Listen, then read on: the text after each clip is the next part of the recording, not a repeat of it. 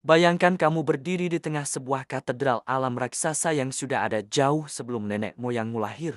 Udaranya sejuk, lembab, dan dipenuhi nyanyian ribuan makhluk yang tidak terlihat mata. Di sini, waktu terasa berhenti. Pohon-pohon meranti raksasa menjulang setinggi gedung 10 lantai, menopang langit-langit hijau yang melindungi segala kehidupan di bawahnya dari terik matahari. Ini adalah sebuah mahakarya evolusi yang membutuhkan waktu ribuan tahun untuk terbentuk sempurna. Sebuah benteng kehidupan yang tampak abadi dan tak tergoyahkan oleh apapun. Namun, keabadian itu runtuh hanya dalam hitungan menit. Suara dengungan mesin yang memekakan telinga memecah kedamaian pagi, diikuti oleh dentuman keras yang menggetarkan tanah. Pohon yang telah berdiri tegak selama 3 abad itu tumbang, menghantam tanah dengan suara gemuruh yang menyayat hati, membawa serta sarang burung, ribuan serangga, dan sejarah panjang yang tersimpan dalam lingkaran tahun batangnya. Dalam sekejap, apa yang dibangun alam selama ratusan tahun, lenyap begitu saja menjadi tumpukan kayu gelondongan tak bernyawa. Inilah suara asli dari kiamat kecil yang terjadi setiap hari di hutan kita. Kita sering mendengar kata deforestasi di berita atau membacanya di buku pelajaran sekolah,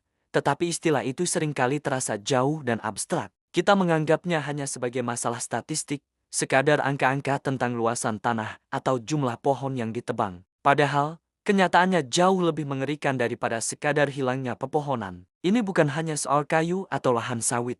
Ini adalah cerita tentang runtuhnya sebuah peradaban alam yang kompleks, hilangnya perpustakaan genetik terbesar di bumi, dan ancaman nyata bagi keberlangsungan hidup kita sendiri. Bagian 1.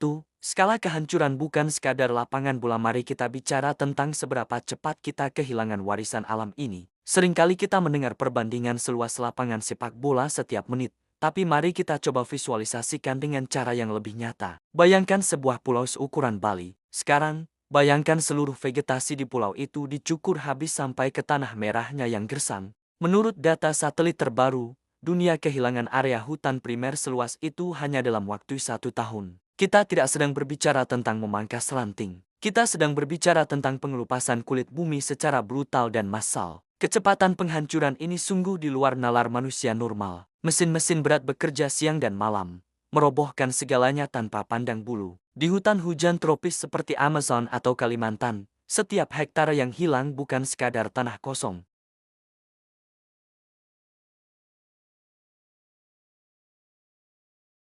Ketika satu bagian ini hilang, kita tidak hanya kehilangan pohon, kita memutus jaringan kehidupan yang rumit.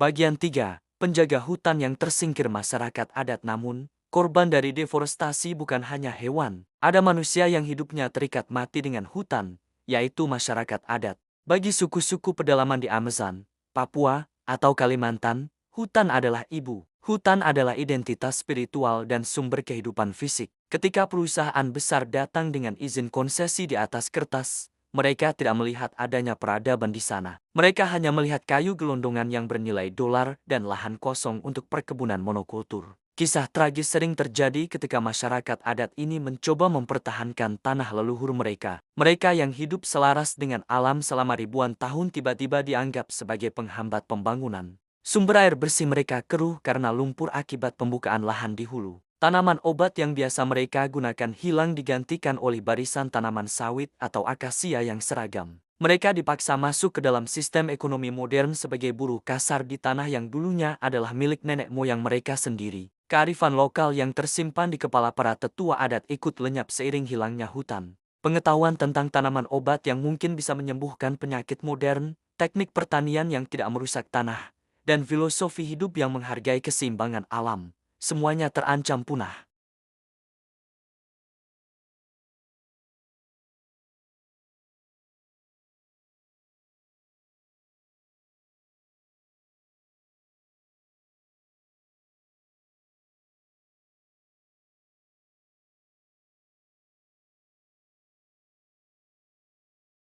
Hutan adalah penyerap karbon terbaik yang pernah diciptakan. Selama jutaan tahun, pohon-pohon ini menyerap racun dari udara dan menyimpannya dalam batang, akar, dan tanah gambut di bawahnya.